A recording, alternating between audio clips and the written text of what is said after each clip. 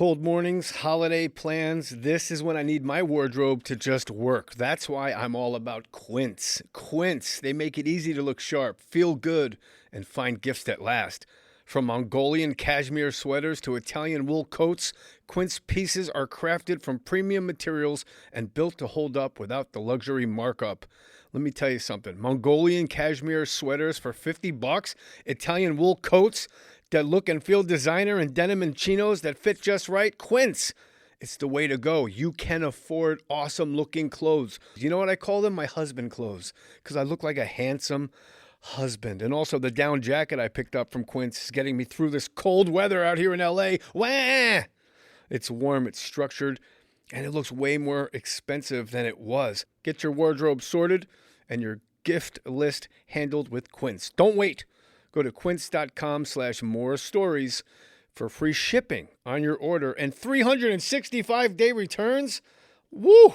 Now available in Canada too. Looking up at you, Great White North. That's Quince, Quince, quince.com/morestories, free shipping and 365-day returns. Quince.com/morestories. Look how good I look, Kyle. You look great. Oh, yeah. Time for a Lucy break. Lucy Breakers, 100% nicotine, always tobacco-free. When do I use my Lucy? Whenever I want, really. Whenever I want some good mint flavor, because that's my favorite flavor is the Lucy Mint. These are 12 milligrams, people. Get together with me in enjoying these Lucy Breakers. Level up your nicotine routine with Lucy. I said that like Harvey Keitel. Let's level up your Lucy nicotine routine. Promo code J, J-A-Y. You're going to go to lucy.co/JAY and you get 20% off your first order. Lucy.co/J. Enjoy your Lucy Breaker. Thank you, Lucy, for sponsoring this podcast. And here comes the fine print. Lucy products are only for adults of legal age, and every order is age verified. So don't try to cheat it. Warning, this product contains nicotine, and nicotine is an addictive chemical. This episode is brought to you by LinkedIn. Psst, healthcare pros, word's out, and it's too good to keep quiet. Look, LinkedIn is revolutionizing job hunting, making it possible to search by specialty, shift preference, and salary. Endless scrolling is out. Whether it's a mental health therapist or dental hygienist, finding the perfect role is faster and easier than ever. Head to linkedin.com/healthcare and start your search today. Put your name on it. Just put your name on it. That's all I say. Be a man or a woman. Put your name on it.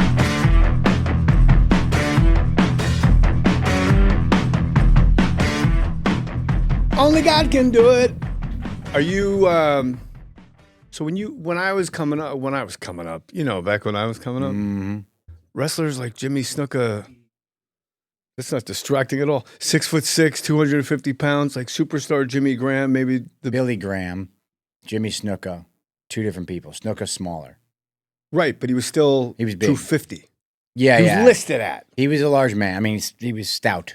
Just the forearms look like a pack of hot dogs. Yeah, out of control. And large. then we talked a little bit about this at the Laker game. It was kind of around, if you had to credit one guy for bringing the size down to human men like you and I, who would you credit You that guys with? are wildly different sizes. Joe, if I fucking ask you to shut up one more time, you're going to get a goddamn Pomeranian across the lips. Well, you know what? That's a complicated answer because it was really the product of the Vince McMahon steroid trial.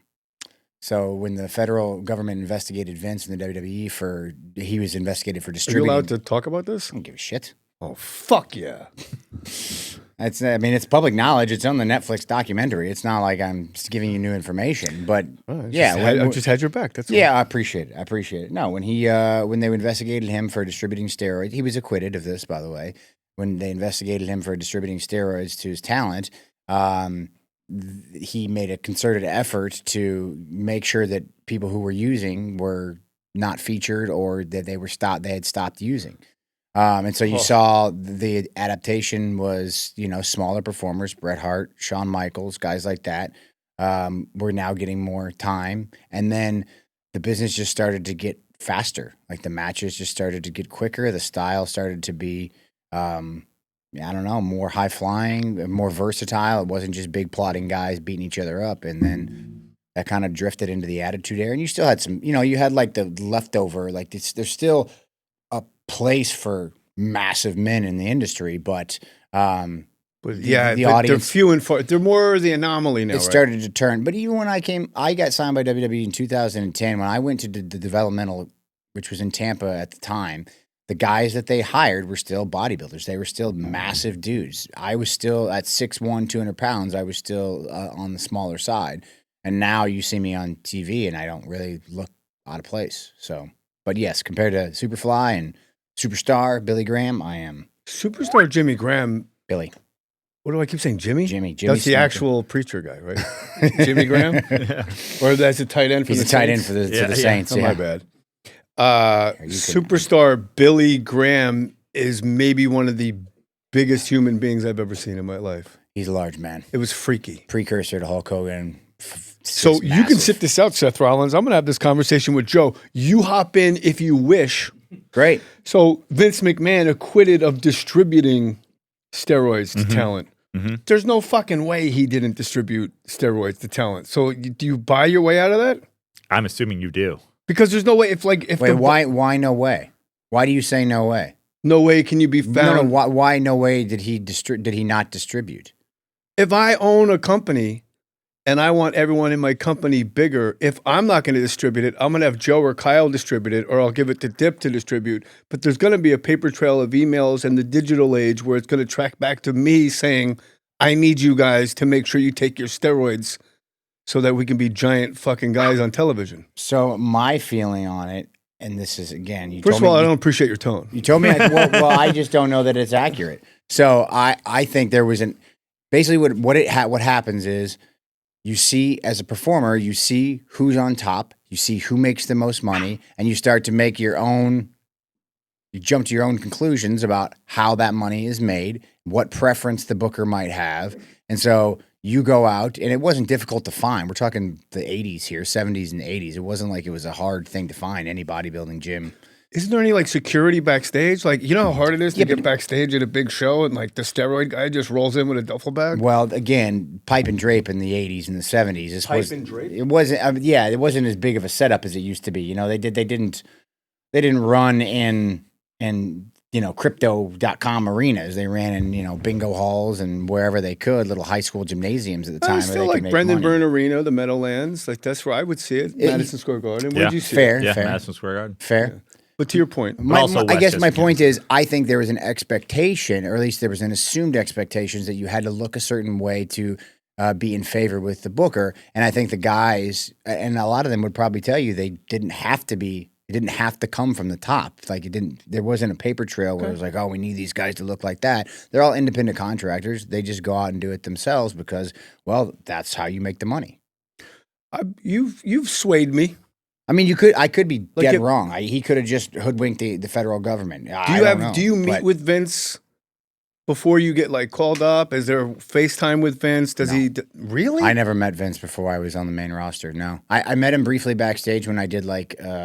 So when you're signed to developmental, you're basically like stuck in a little warehouse down in Florida, and then like it's like a jacket. At this time, it was like a claw game. Like you felt like because you didn't really have any connection with the main roster, like with any of the office there. It was like two separate worlds. So it just felt like every once in a while, like you'd hear rumors, and then this claw would come down from Connecticut and just yoink whoever up from developmental, and then they would just be gone, and you never see them again.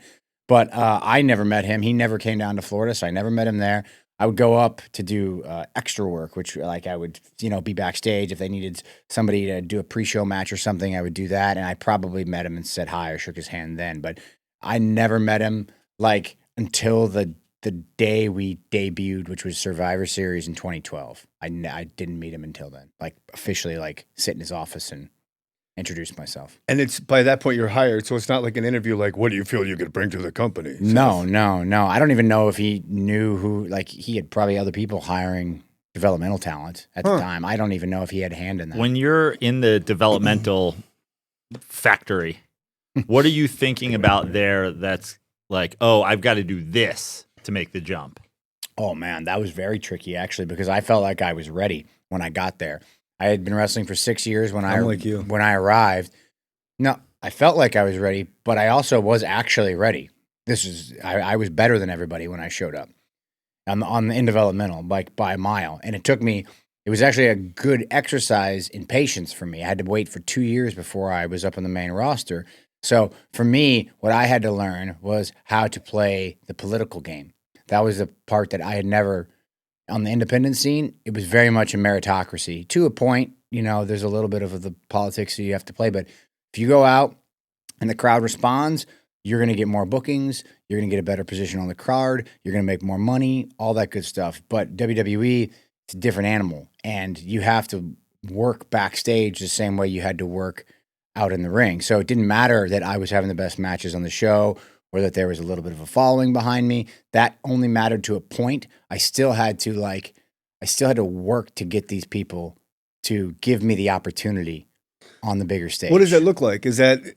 Are you openly saying, hey, when you get a chance, I'd love the opportunity to show you what I can do? I mean, it sounds like humbling, to say the least. Yeah, it was very humbling because, like I said, when I got there, I would have been probably the prime independent prospect at the time. I was like 24 years old. When you came over from Ring of Honor? When I came from Ring of Honor, I was a Ring of Honor world champion when I signed my WWE contract. And when I went there, the style that I was doing hadn't quite made its way to the main roster just yet, and developmental was still a bit. What do you mean that style? What do you mean by that? Like the Ring of Honor style, like the smaller guys, more high impact moves, a little bit faster, a little bit. I don't know they say more dangerous, but there was just a different art to it than what was happening. You explained it well. Gotcha. And so that hadn't really made its way up, and to a point, even guys like I don't want to throw him under the bus, but my boss now, who's fantastic, Triple H, he was not a guy that did my style, and he was not a guy that understood my style really. So he was the head of developmental, and he was kind of pushed back. But what I learned when I got there, what it took was, yes, I had to constantly go, give me a chance, give me a chance, give me a chance. But also I had to not be so combative, because I was very combative as a young, full of piss and vinegar. I was like, no, my way, just trust me. Just trust me. I know how to do this. Just give me the chance and I can show you. They were like, well, yeah, but show us that you know how to take direction. Show us that you can work with us. Show us that we're not butting heads all the time. It's not your way or the highway. Like, we're going to work together, and then you can get the opportunity to do what you want to do. Took me a while to process that as a 24, 25-year-old kid. It's a lot like me at SNL. When you go to Saturday Night Live, that's why I was like, I'm a lot like you. I'm a fan of like the LL Cool J lyric, when I show up, I blow up, and the story, my man. Like, I'm here to fucking, let's go. Yeah, let's go. And you get to SNL and you're not on camera for 2 weeks. And then on the third week, you're a bailiff with no lines in a courtroom scene. And then there's like an army sketch and you're in the background and you're like, what the fuck what am I doing here? Yep. And I remember Jim Downey, the head writer, saying, when I complained to him, he goes, well, just go to the writers' offices and do your impressions. I was like, what am I, a fucking door-to-door salesman? But in hindsight, that's exactly what I should have done. So it sounds like you... That and steroids. You fucking... Oh, you got me.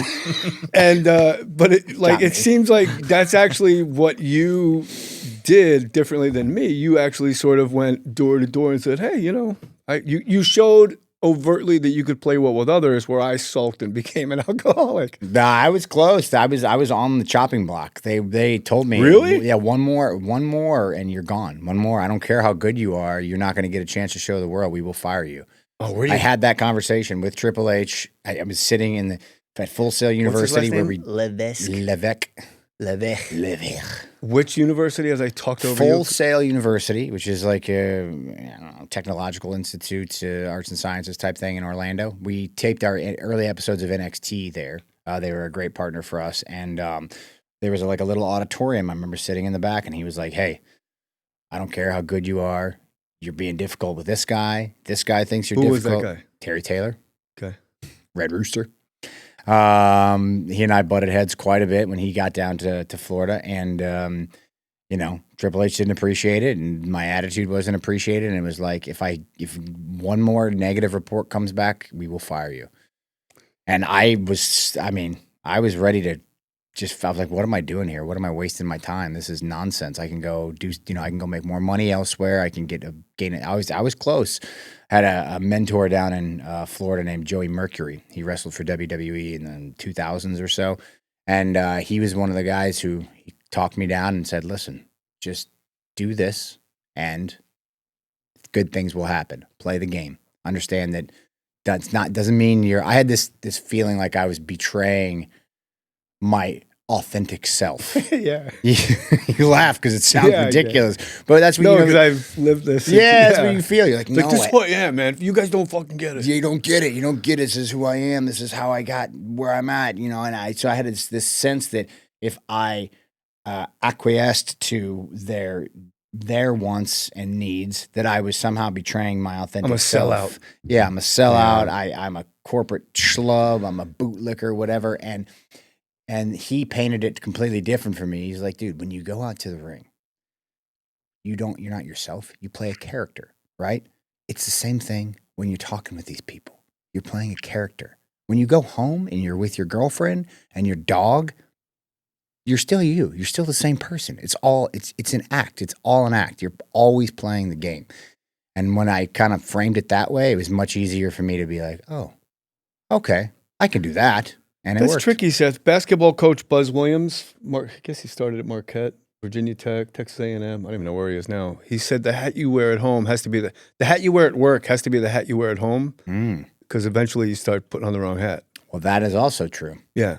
That is fair. I ran into that problem myself as well. So when you're at a job where you're playing a character and then you're over the other thing playing the character, and then when you go home, you ever catch yourself doing a character at home and being the angry guy at work and mixing up your hats? How do you feel about hats in general? Well, I'm a hat guy. This is a new hat, a gift from the band The Wonder Years. Thank you very much, Dan. Appreciate it. Right on, Dan. And I am a hat guy, realistically in real life, literally, and also metaphorically. Yeah, what happened was I stopped taking off my work hat.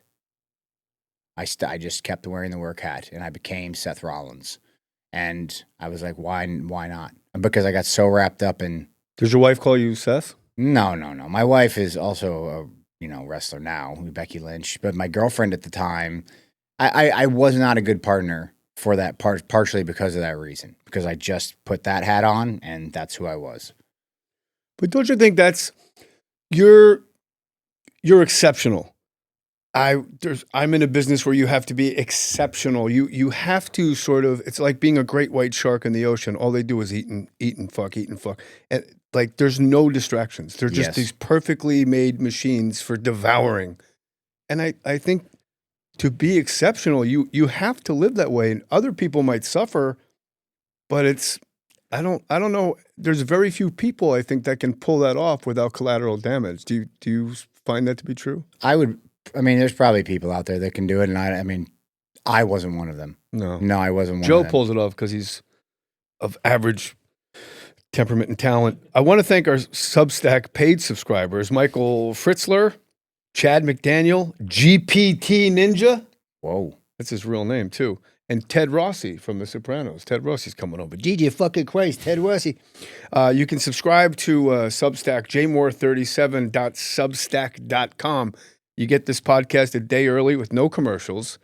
You get what Joe and I do is our private mini Substack podcast where we get like really behind the curtain and have fun. And you get to text me and or Joe or both on Substack. Look, I don't know if it's even fucking worth it, but here's what you get to do. You get to support the podcast, so I'm not sitting here talking to you about Squatty Potty for a half hour. You can support. By the way, not a sponsor, but holy shit. Have you ever used the Squatty Potty? Yeah, lovely. Oh my God, it's incredible. Yeah, it's great. Oh, very comfortable. Fascinating. Yeah. I want to tell you something. So thank you, Substack subscribers. Jerry Briscoe, friend of ours. Nice. I did his and JBL's podcast, and I wanted to read this to you because I found, when you're the lead dog on the sled dog, when you're the lead dog, very few people pull you out of line and tell you, you're doing great. Just so you know, I think you're a great sled dog. Because you're the lead dog, they got to deal with the idiots in the back. Touche. I said, hey, my guys, I got Seth Rollins coming in tomorrow. Any inside scoops? Ooh. JBL writes this. Jay, no scoops, but a little insight. In any wrestling creative meeting, there's a lot of talk, but there's always one person that everyone listens to. Michael Hayes of the Freebirds is one of those guys, the guy they respect the most who can put things together. I was back in WWE for a short time with an on-air character and with a bunch of young guys I really didn't know very well. They were discussing the match backstage, not my place, so I'm not saying anything. I'm just listening. When Seth came in, he just laid it all out and everyone listened and we were done. It was really impressive. It all made sense. I was really impressed with him. There aren't many guys like that. He's a smart guy and he's a really good guy. That brings a tear right there. That's pretty badass. That's very badass. Did you know that about yourself? I didn't know that he thought that of me. I did know that about myself. Keeps yes. it under his hat. Yeah, that's pretty cool. A big hat. Big hat. He keeps a lot of. Are there a lot of do you find it in wrestling creatively, on a set, on a movie set, there's got to be one voice. When there's more than one voice, shit takes longer. It gets a little bonkers. Too many cooks in the kitchen. Is it like that? Yeah, is it like that backstage? 100%. Same thing. I mean, wrestling. I mean, our shows are sets. It's a TV show. Yeah. It's the same thing. So it's a match is it's an act. It's a scene. Whatever, however you want to slice it. So if you've got too many people contributing too many ideas, it becomes very difficult to find something that everybody is happy with, because then you're just trying to please all these different masters, and in the end, everybody's compromising and nobody really gets to do what they want to do. But if it's mine and Joe's match, why am I giving Tom, Dick, and Harry a say in how that goes? Who's Tom, Dick, and Harry in this? I'm just the other guys. Like if it's you and Terry Taylor, shouldn't just you and Terry Taylor work out these beats with a guy? So that's how it used to be. There became a need for what we call Red Rooster, a cock. The Red Rooster, yes, indeed. What we call a producer in WWE, which is basically like a veteran talent who's retired from in-ring competition, and he or she helps us. They write down, depending on who it is, right? So like with me, they basically are like a stenographer. They'll write down what we talk about, and then they'll relay that to the truck so that they can get all the shots they want to get. They'll relay that to maybe a head producer who will make sure that we're not doing something different, or we're doing something different than all the other matches, so nobody's repeating themselves. So they're like a nice intermediary. But they're also like they're kind of like the journeyman of our business. Michael Hayes is one of them. I mean, he's great. He's on a different level. But like we have guys backstage like Hurricane Helms, who's fantastic. Jamie Noble, who's fantastic. Tyson Kidd, fantastic. I mean, the list goes on. There's a ton of them. Abyss from TNA is there. He's great. We have Petey Williams from TNA. Bunch of great producers. And for some of our talent that may not have the experience, they help them make sense of all of the things that need made sense of. So if something doesn't sound right, Abyss can chime in and go, what do you think about this? Bobby Roode can say, maybe we do this instead, or, I like that idea, but what if we did it this way instead? And then talent learns that way, especially the younger talent. If you have too young talent, it's, quite nice to have somebody in there with a lot of experience to be able to kind of fine tune that, as opposed to if you have a 20-minute match and you're going over the beats for cameras, that seems like a lot of memorization. Yeah, it is, but it's not. I mean, it's like wrestling's like its weird own language. So like it's a mix of we pre-plan stuff, but also a lot of improvisation in the ring. So there's gaps in the match where we just see what the crowd's doing and we vibe off of them.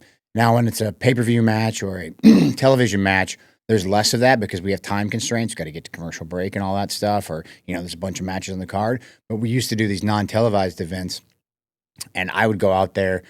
Once I'd lock in with a guy and I knew what he did, and we had a couple of matches that we had talked about, I mean, I could go out there and we just do the whole thing on the fly. Who was the best of that you ever wrestled with? Cena. Yeah. Yeah, John taught me how to do that. How do you tap out your last match? Why would you? It's not like they're not going to bring him back for fucking WrestleMania. John's never going to wrestle again. You don't mean that. I do mean that. Money talks. I will tell you, there is no amount of money. That is the voice of Honda we are talking about. He is fine. He is good. He's a hefty bag. He's Mr. Hefty Bag. He's good. He's not. When John sets his mind to something, he will not break. Were you surprised he agreed to tap out for his last match? I have a sneaking suspicion that it was his idea. I don't know that that's true because I'm not, and I didn't ask. And if I blown up your spot, John, I'm sorry. I think it was his idea, personally. You know, It it's is symbolic. when a guy leaves, when he retires, they take off the wrestling boots and they leave him in the middle of the ring. Fucking Cena takes off a pair of Skechers. And he, like, what the hell was that? He's got low top bowling shoes in it. Like, that was hard. I'm in physical therapy this morning looking at the monitor, and I'm like, oh no, what are you doing? He was wearing like penny loafers. Yeah, I don't know what kind of. How do you wrestle in he's those? wressling in some sort of athletic shoe. I don't know That what was it nothing. They had a heel, bro. It What was are you talking some about? sort of sneaker. I don't know what he wears these days. Yeah, I wish he would have. They were brought, like dress I wish, sneakers I wish that- he would have at least brought the pumps back for one. Yeah. For the last they were like the one. sneakers you wear with a suit on ESPN. Yeah. Yeah, they are that. They are that style. Dip, we're keeping you awake. You're right. Jesus Christ. But yeah, I think it was his idea. I mean, it's customary in our business to, when you're on your way out, put the guy over. And here's the thing. If John Cena had won that match, we wouldn't even be having the conversation today. No one would be talking about it. No, I would. No, you wouldn't. Yeah, I You'd just be would. Like, oh, I'm a that was a wrestling nice guy. end to the career. Great end. And that'd be the end of it. We'd all go, oh, that was great. And that's it. And there'd be no money to be made. Was that match in Indiana? The final match, DC. Because from the Pacers was there. Halliburton, big fan. Oh, yeah. Man, Big fan. Love that guy. how'd you like to own the Pacers and Halliburton's ringside in D.C.? Yeah. Well, he's out Jesus for the Christ. whole year. Yeah, he'd be gone for traveling the with my season. team, being a mentor to the young guys. He's not going to miss that one. He could, I don't know. He is the young guy. He's like 24 or something. He's a child. Not in this NBA. This Oh, NBA, they're like, man. I was in PT with the guy the Thunder drafted, Thomas Sorber out of Georgetown. I thought he was like a junior in high school. He's like a 6'10" child. He looked like one of my son's friends. Oh, my goodness. So our kids, I'm not going to say where, but they go to the same school. Yeah. And when I asked you, I was like, how? I think I asked your wife, Becky. I said, I'll go, what grade's your kid in? And she said TK. And I'm like, I've never seen a TK kid at this school. And I realized that's because they keep him in the boiler room working. I don't even know what TK is. It's not kindergarten. It's preschool. Yeah, Oh, okay. preschool. Like I had no idea they had a preschool at this. I've never seen a kid under. I think they're in a different facility. That's why. Well, it's the three. Yeah. Are you happy over there? We love it. Yeah, it's great. It's wonderful. the schooling. I grew up in a small town in Iowa.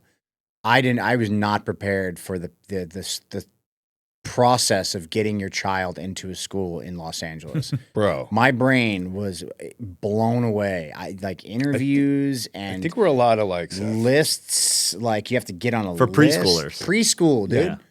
Preschool. We have What's his major? We have right. No, we had to do an interview. But they want to interview the kid for the preschool. I go, what do you want to know? She's 4. What are you talking about? Yes, she's What's nice. your favorite dinosaur? Yeah, She dude. plays 3 to 10 though. Dude, unreal. I big LA couldn't thing. believe it. We just went to the school down the street, That's Yes. it. When we talked about this a little bit on the Substack, it's when we all went, there was 5 grammar schools in different corners of my town where they filmed The Sopranos, Verona, New Jersey. Yeah. And then we all aggregated into one middle school, and it's like, there's your high school, kiss my ass. Like there was, a Catholic school for 1 or 2 kids, and then there was the private school for the potheads. Like, well, I've never seen this guy before. Yeah, he goes to Montclair Kimberly Academy.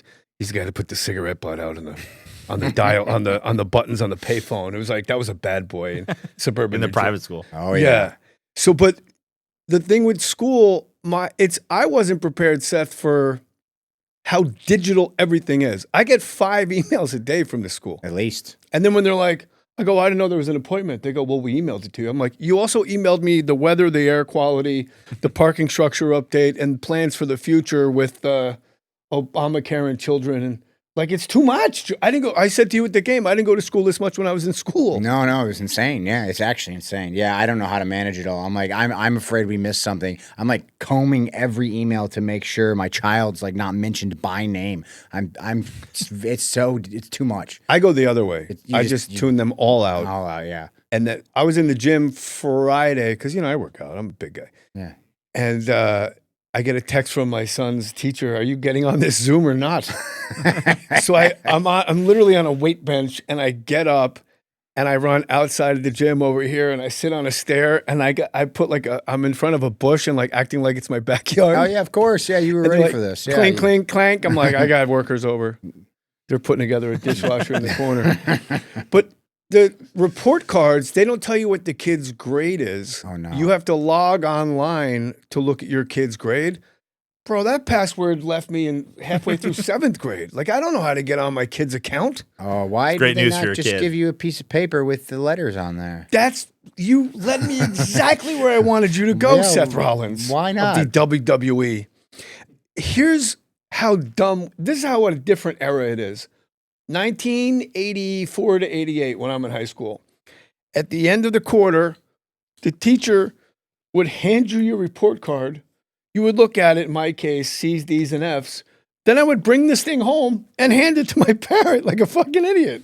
Yeah. My parents would have no idea, oh, it must be the end of the quarter. Yeah.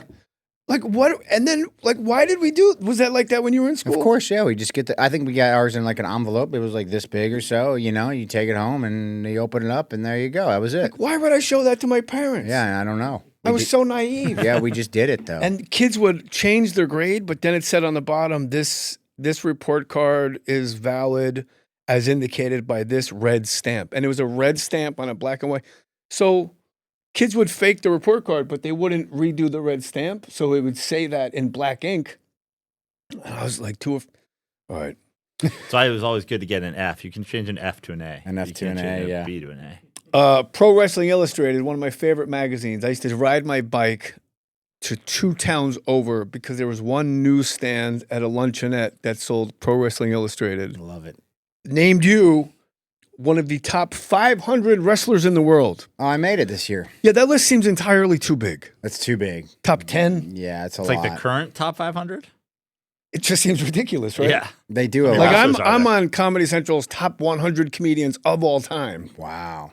But you to be this year, That's pretty great. it is pretty good. But the first thing you do is like, well, who's right ahead of me? Fuck Yeah. that guy. Who's ahead of you? Do you know? I actually don't. If Kyle maybe pull it up for me. That's pretty great though. I mean, all time. Gallagher, too, I think was. You think about all the people that have tried to Crickets. tell jokes for a living in their lifetime in the history of, organized comedy, as you would say, and you're one of the top 100. That's quite nice. I'm thrilled by it. But top 500 from Pro Wrestling Illustrated in the year. Yeah. in the year? I've won it. Because there was multiple years, top 500 Yeah, of that year. I've been number one like 2 or 3 times, I think. But how do you make a list of 500 wrestlers? Are they going to like... I mean, there's tons of them out there. I got 500 wrestlers that have come through my wrestling school in the last 10 Wait, years. where's so you have a wrestling school? I do. I got to do some research once in a while. Davenport, Iowa, the Black and Brave Wrestling Academy. Had it for Oh, if 11 years. If I flew, I'd be there in a second. Oh my God. Do you still do it? I mean, we're in LA primarily now, but I zoom in quite a bit. I'll go like, But you didn't wrestle like high school wrestling. no, That's a guy from Iowa, not high school wrestling. It's kind of like an anomaly, right? It is an anomaly. It's like yeah. football in Texas.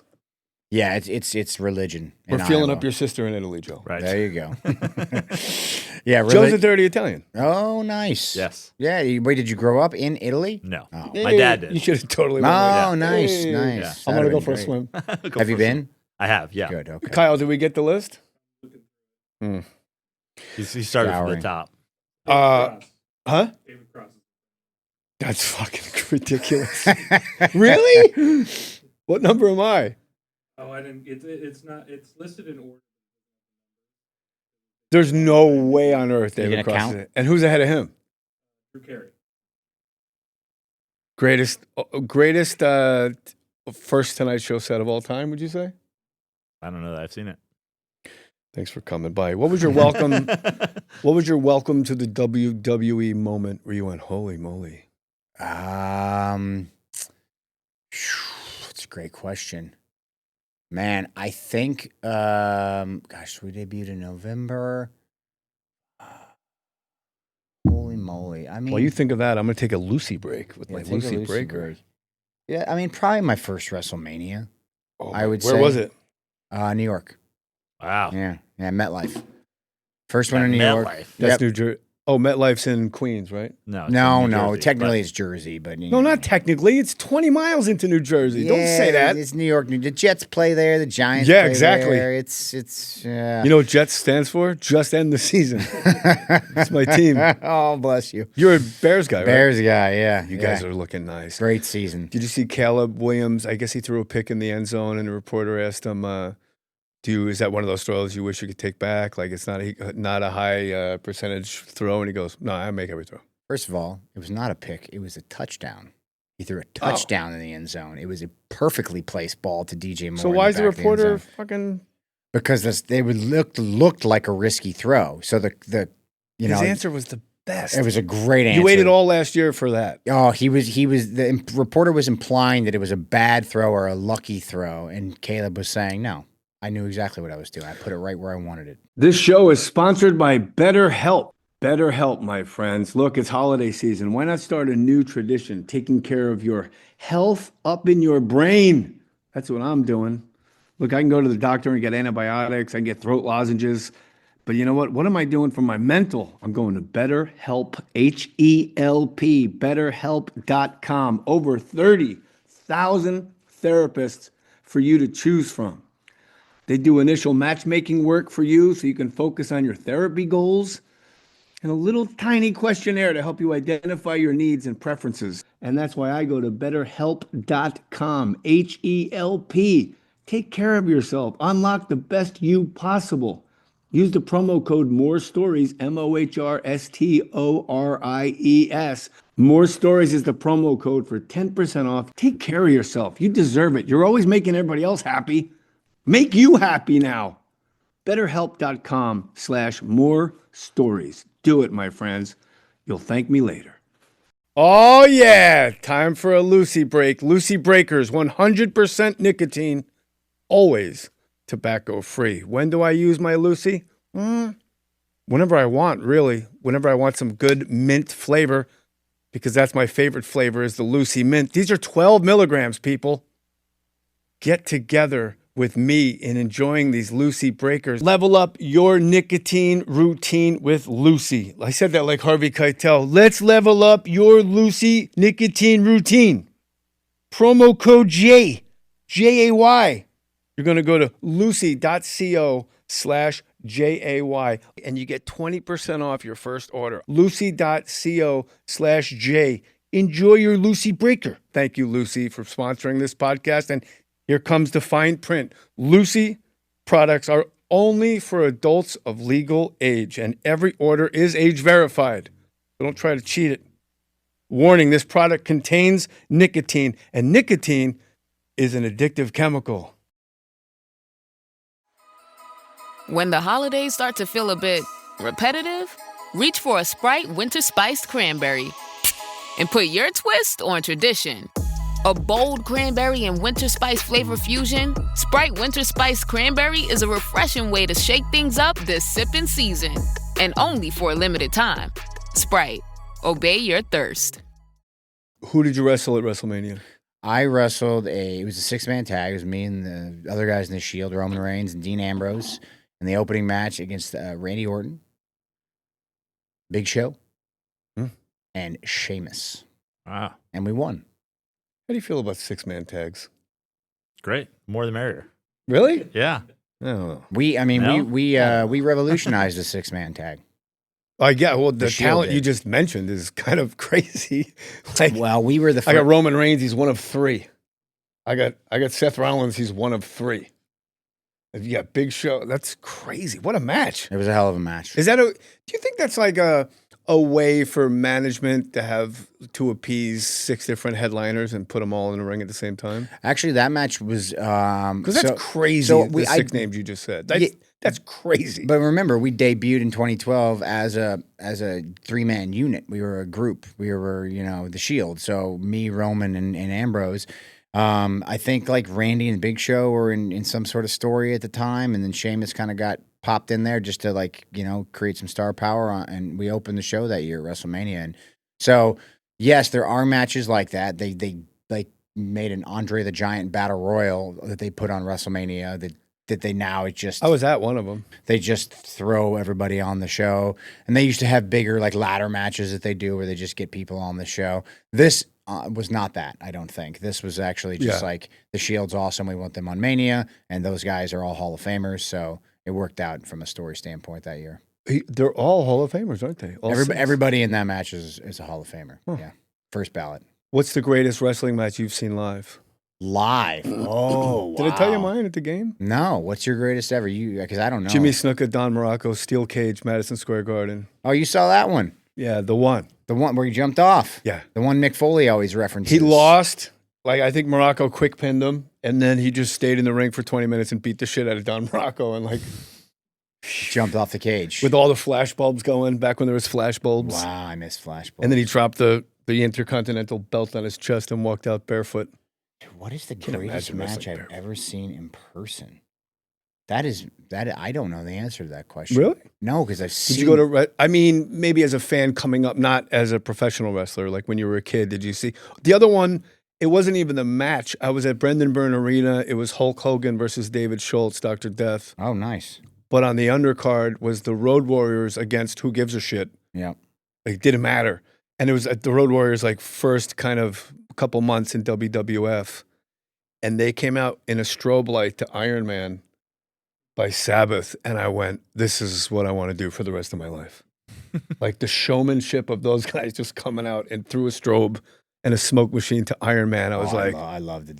it was like, well, it's not like the other guy can win. No chance. Legion of Doom in WWE were my Fucking favorite. A. There's pictures with me with the foam shoulder pads. Really? Me and my As a brother, kid? Me and my brother were obsessed at that age with Legion of Doom. I went to my first non-televised event when I was like 4 years old.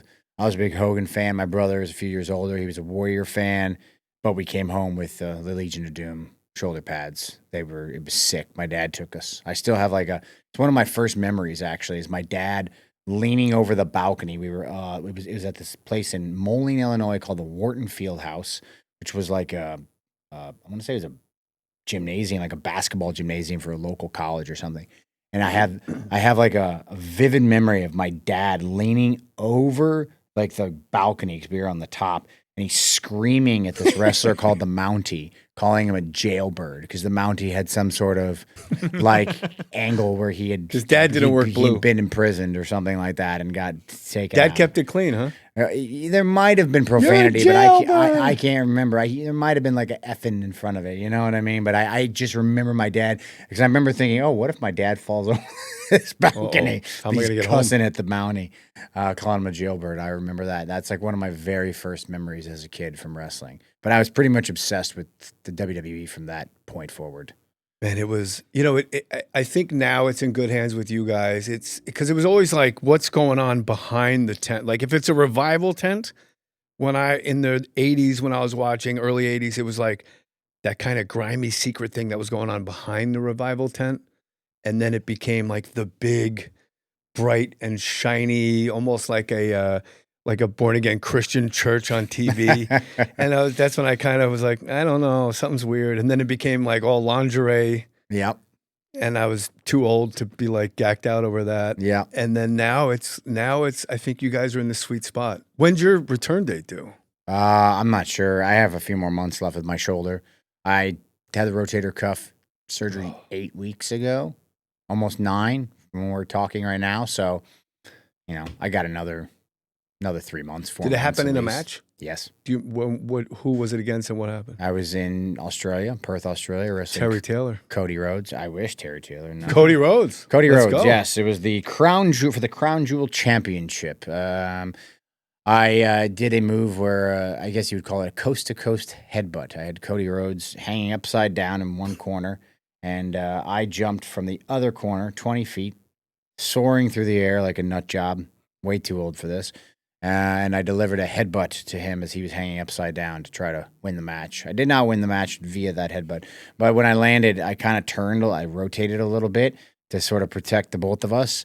And when I landed, all my weight was on this elbow, and so I just pushed it up into my shoulder socket. I felt it like move, and I was like, "Ooh, that's not How good." much wrestling happened after the injury?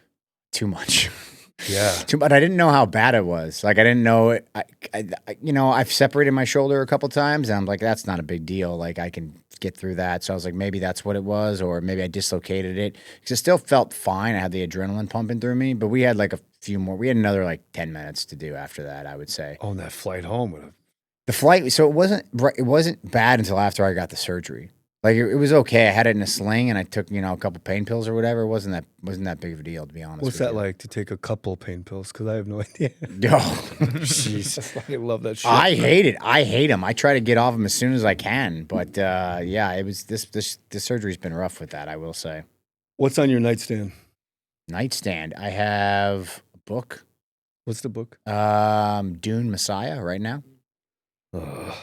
Why are you mad about that?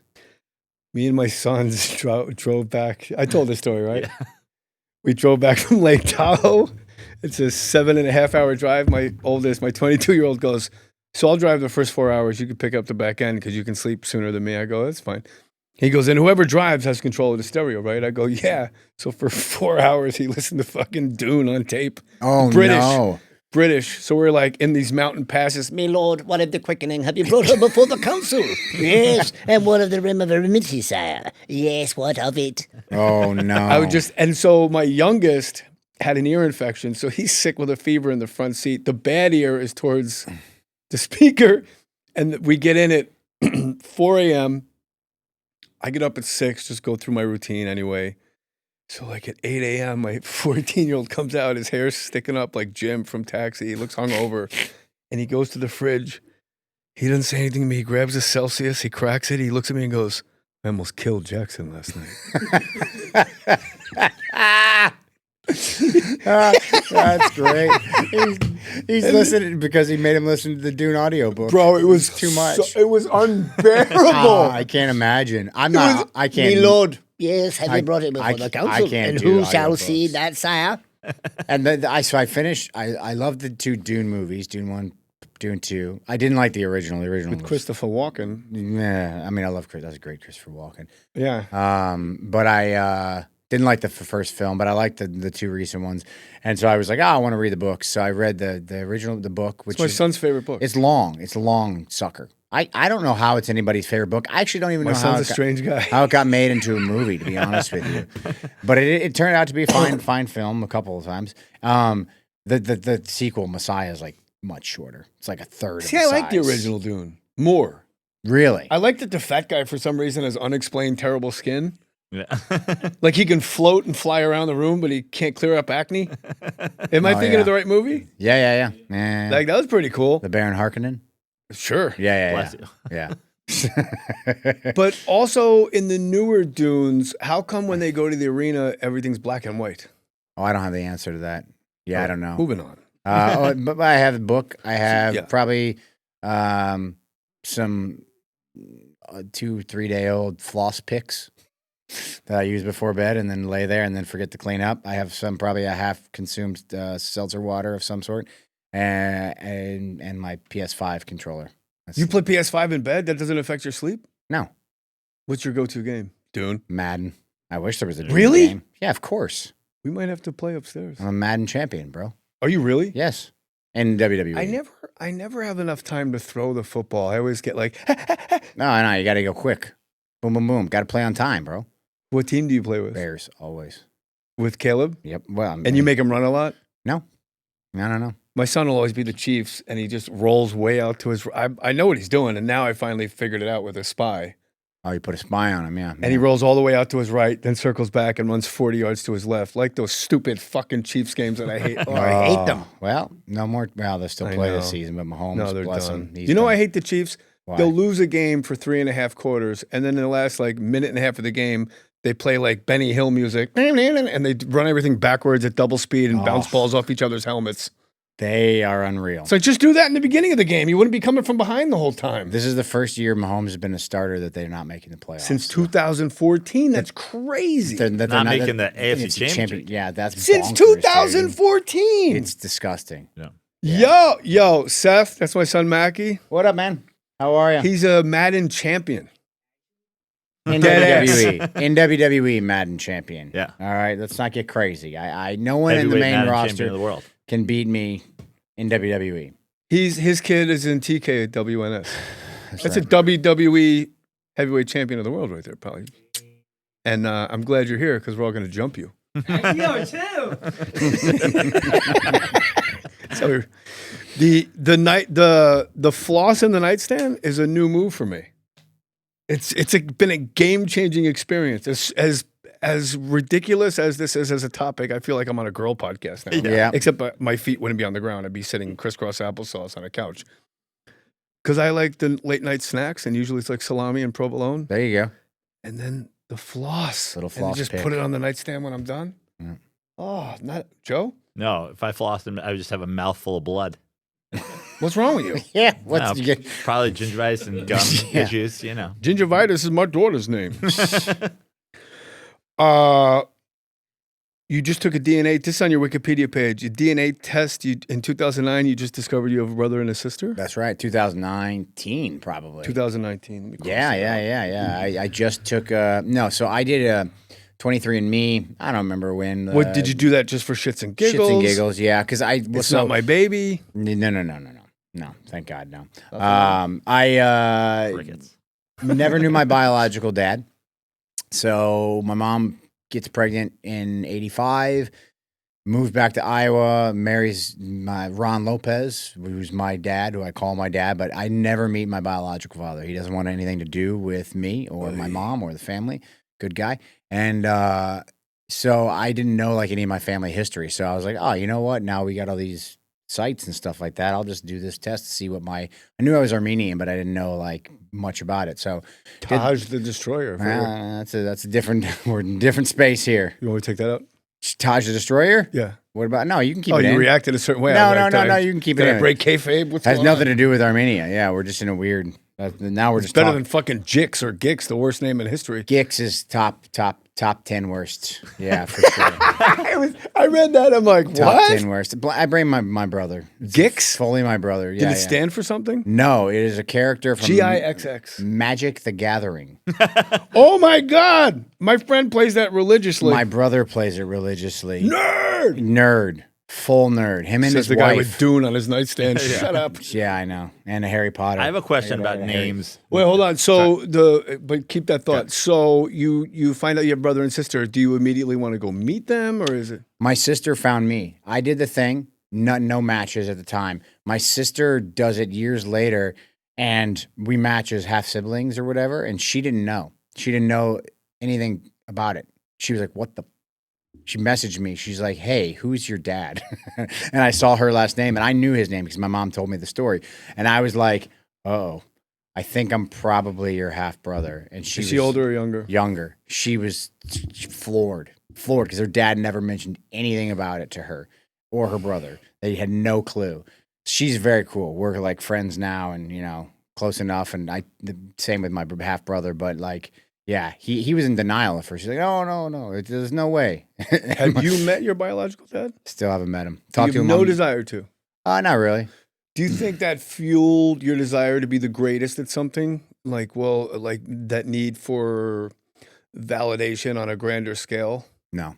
No? I had incredible male role models growing Yeah, up. Ron Lopez. My dad, You Ron jailbird. Lopez. Yes. I Both love this guy. As soon as you said he was yelling jailbird to the Mountie. He's the They best. always wheel in a fucking Canadian Mountie every 10 years. Yeah. WWE's like, and here he is from Saskatchewan, Moose Jaw, Saskatchewan, the Mountie. And it's like, boo, but I'm not really booing because who cares? Yeah, nobody cares. Iron But Mike Sharp, the Mountie. There's always a Mountie. I There's love always a Mountie. There's always a He's Mountie. always some pancake eating, axe wielding, red jacketed fucking idiot. I love the Mountie. Great villain character. What was his finishing move? Oh, I don't think he ever beat anybody, so I wouldn't know. If he did, we talked about this. Oh, you wanted to ask something, Joe. Well, as far as names go in WWE, like you talked about Gix. Yep. That was. And then when I was growing up, everybody had like, it wasn't a name, it was a character. It's like Mr. Perfect or Paul Orndorff. yeah, or Ultimate Warrior. Seth Rollins is just a name. It's just a name. That's pretty How does cool. John Cena get to be John Cena, but you've got to have another just human name? How does that's Lisa not you? Ann just go do porn as Lisa Ann? Yeah. That's pretty cool. Well, So She has cool. to be like Candy Cherry Driplet Droplet. Right. Yeah, no Alexis Texas. But or Colby anything. Lopez Right. could just as easily be the champion of the world, right? He could, however, I didn't know if we were allowed to even say the original name. yeah, you say the government name. It's great. It's a great name, Colby Lopez. If it was Colby Lopez, he'd have like a Lucha Libre mask on. Yeah. Ugh.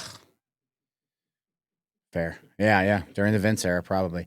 But the thing is, John Cena came in as John Cena before they were insistent that they own your name and they own your character. So there were a couple of people who like got grandfathered in, like CM Punk made it, and John Cena made it, and they were probably like the last bastions of. I think Randy Orton might be, like that. If you were like say 2004. You probably got it. Like Punk would have been like the very last one because CM Punk was a big independent name when he got signed. When I got signed, they were very much like, nope, you cannot be. Tyler Black was my name on the independents. No, you cannot be Tyler Black. You cannot be Tyler B-Lack. You can't be anything to do with either of these things. Yeah, none of that. Nada. We will own everything about you or everything about the character you play on TV. It's like being in Kiss. Yeah. So you can't, we have to come up with a new name. But yeah, I mean, it was also like, like I said, 2010. So there was just, the characters were. Well, how do you come up with the name's perfect? Seth Rollins. I just had names on a list. Dusty Rhodes came up with it for me. I had like a bunch of first Let me tell you names. something, baby. Yeah. You're going to be Seth Rollins. I see it now, baby. I see it on the marquee. I see it on the WrestleMania Live right now with Seth Rollins. That's it. It's done. It's good, baby. Let's go. Oh, man. That just made my heart hurt, but happy. Oh, he was the best. Oh, I never met him, but geez, Louise. Dream, dude. He was great. I'm the American dream, daddy. You got all these workers working in factories, getting laid off. Ric Flair. There you go. These are hard times. That hard time. We were going to name our bowling team Hard Times over that speech. That's hard times. One of the greatest promos of all time. If not the. What was the character they introduced? It was it the Shocker or something? Shockmaster. Wait, you ever see that? Shockmaster. Can you pull up? Forget the meme. Can you pull up the Shockmaster entrance? And who was it? Tugboat was the original guy. It was Tugboat. And then they rebranded him like Tsunami or something. Typhoon. Yeah. Do you know the story? No. So he's like a big guy. He's a very beloved guy, right? Great guy, yeah. And they just kept rebranding him, but he kept kind of, chime in if I'm misrepresenting this, he just was kind of falling a little in the company for whatever reason. Two different companies. So Oh, Tugboat and Typhoon were WWF characters. pause that. Shockmaster, I believe, Dip, correct me if I'm wrong, Shockmaster was pre-WWF. So they tried to debut this character with the guy who plays Tugboat to Typhoon and WWF in WCW. No, that's Was it after? That's WWE. Was it 93? Okay, so this was this in between his runs then? WWF. 90 It was Typhoon, okay. Which Spider-Man do you play? Does he look like he should play Spider-Man? That's fair. Yeah. He does have a Peter Parker-esque to him. So, but he kind of fell. So he leaves WWF, say 92 or something like that, right? After his run with Earthquake is done, signs with WCW. They're going to package him, push him, make him a big deal, probably a villain for Hogan or whoever to fight at that Sting or whoever at that time. As a Shockmaster, he has this big debut planned, and whatever could go wrong went wrong in this situation. Can we get it with sound too? Is that possible? Well, don't just for the sake, we've seen it, so let Joe just see the entrance. Don't worry about the sound, Kyle. Just hit play. Look at the talent on this fucking stage, and then there's that Booker, guy. And there's Beetlejuice from Howard Stern, Boss Hogg, Colonel Parker, Stinger, Bulldog. So, like, you have no idea who this new tag team partner is going to be. God, it's a big boy. There he Fucking is. perms. Sid Vicious, baby. Amazing. Another giant. No one's facing the camera. There's a maid in the background at a bar. There's a dry erase board. Sting's like, what am I doing here?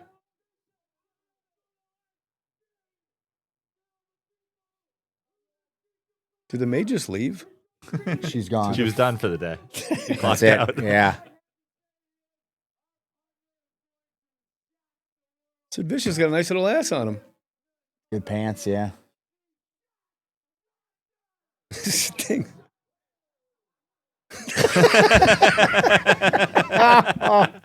He comes to the wall, the mask comes off. Oh, It gets better. bless him. He mistimes his. He's not even that. Is that a So storm? Sid- is that is a Sid- stormtrooper mask with? Yes. It is a glitter Is Sid eyes. covering here because they fucked up his cue?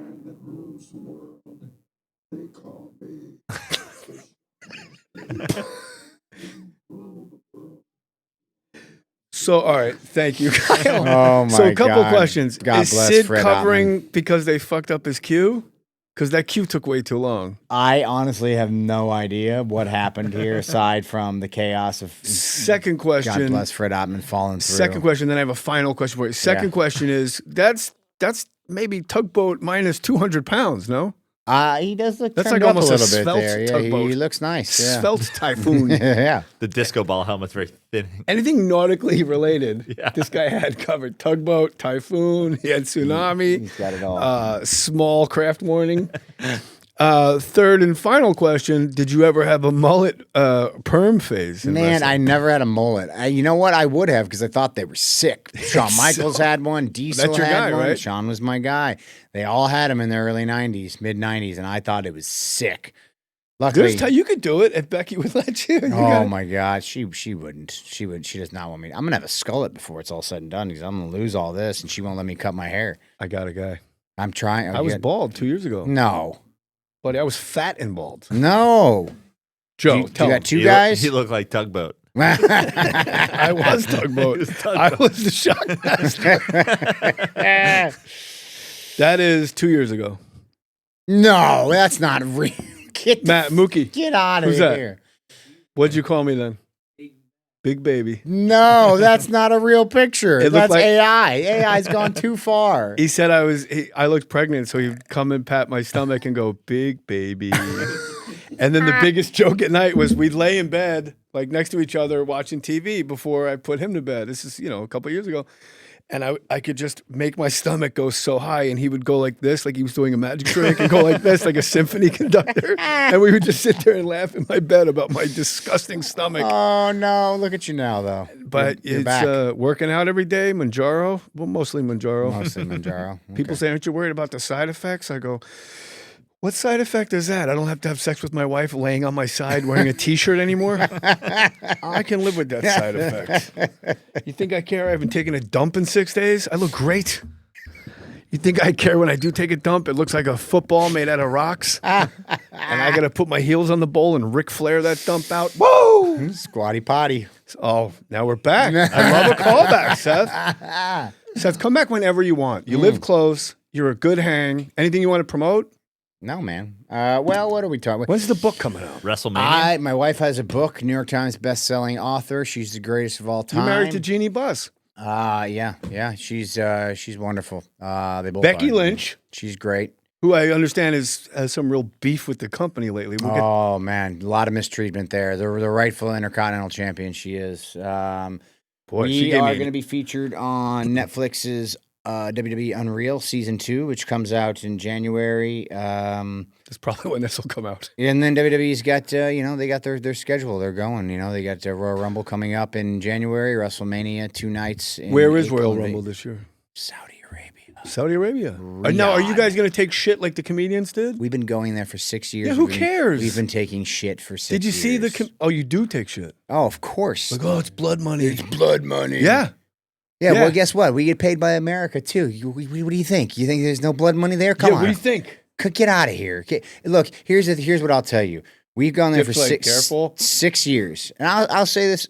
When we went in 2019, I was skeptical as well.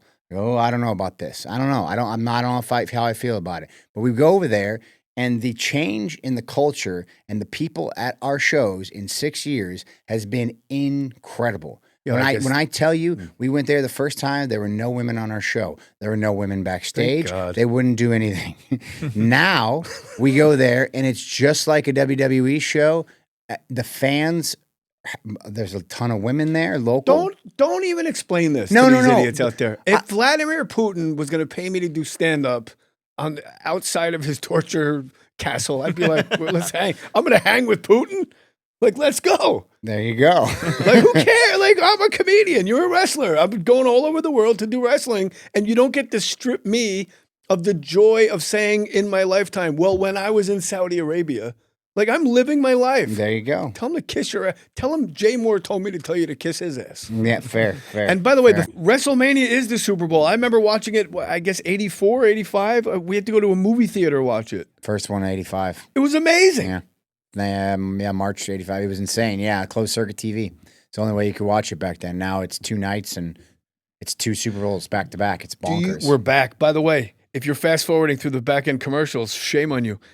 Do you have an agent that negotiates a pay? Like, well, if he's going to be in WrestleMania, he's going to have to get this much. No, Oh. it's all one deal. Really? Yep, one contract. There's nothing. I just get paid. When is your contract up? Yearly salary. 3 years.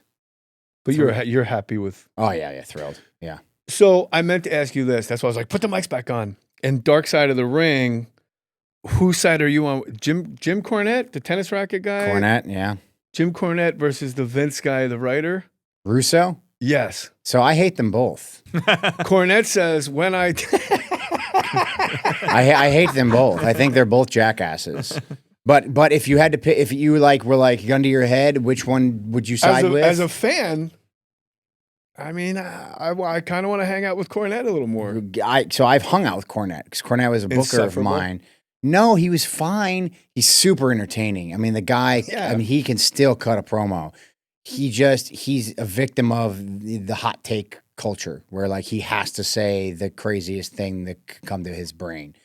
And that's how he makes his money on his podcast. George the Animal Steele has Down syndrome. So yeah, but he's like Shockwave is the GOAT. He's an idiot. Shockwave. Fucking Joe. They're both idiots, but if I had to pick one, it'd be Cornette. Because that's like hate. Like, I'm going to go on television and be filmed, sign a release, take 2, take 3. Okay, when I die, it's in my will, Cornette says, that before I die, if I'm ever incapacitated, my wife's going to wheel me to Vince Russo's grave so I can piss on it. That's right. That's right. Holy shit. That's not kayfabe. That's a real thing. He hates Vince Russo with a passion. That is real. Does anybody love Vince Russo? Other than Vince Russo? Nobody that I'm aware of. Dip, do you have anybody that has love for Vince Russo? Is he like out now? He's just a hanger-on, man. Let's bring him out. Vince! I wish he was here. That guy's an idiot. What's the worst idea you were ever pitched in your wrestling career at any level? Oh, man. Shockmaster. He starts going like this before the voiceover kicks in. Gosh, what's the worst idea? You know what the worst idea I ever... Geeks? I pitched that myself. What did that mean? Oh, I told you it was a Magic the Gathering I character. made a mistake. It was pure Fucking trash. way off. Taj the Destroyer, not quite as bad. Taj the Destroyer is cool. It is cool, right? Yeah. See, I told y'all. I told you. My friends hated it when I was a kid. Thought it was stupid. Isn't that the lead singer of System of a Down? Serge Tankian. Taj the Destroyer? God, what was the worst idea I was ever pitched? I don't know. Are you a god in Glendale? Where all the are you Armenian? Yes, Armenian, half Yeah. Armenian. You ever just drive through Glendale with the top down and just have people? No. Is that where they all congregate? My God. Just with your world's greatest Armenian belt. No, I didn't know that. I did have some You guy. didn't know that? How do you? I did have some guy at the Lakers game actually come up to me. We were sitting there. He wanted to take a picture. He's like, "Dude, you're Armenian. I'm Armenian. You're a hero in my house." I said, "Oh, okay." You know, I heard something with you I haven't heard from a grown man of any athlete. You know, when you get to a certain point, you roll with a lot of athletes, right? Sure.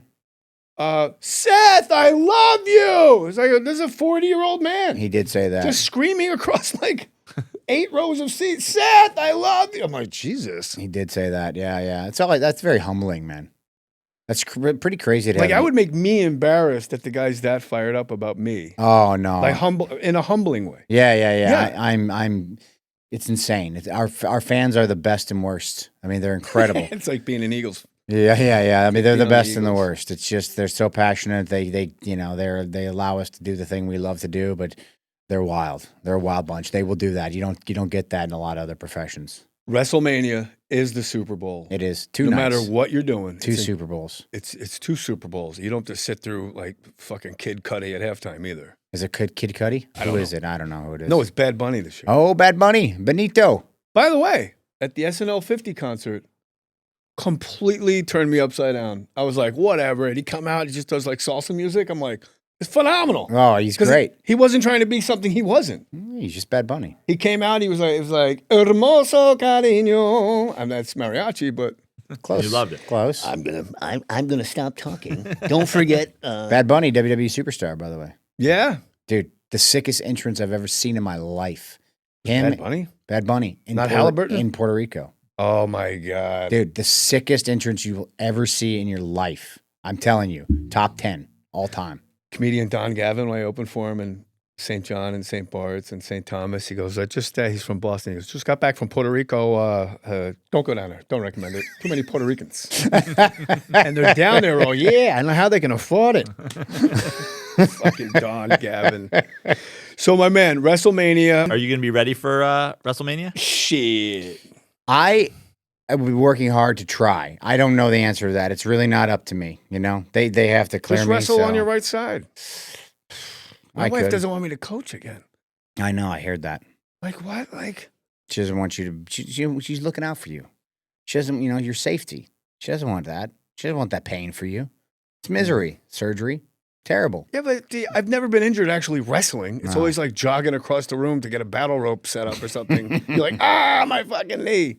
It was like, you know what I mean? You know. I know. I mean, I was, just diving across the ring to headbutt another man who's hanging upside down 20 feet away from me. Same. I know.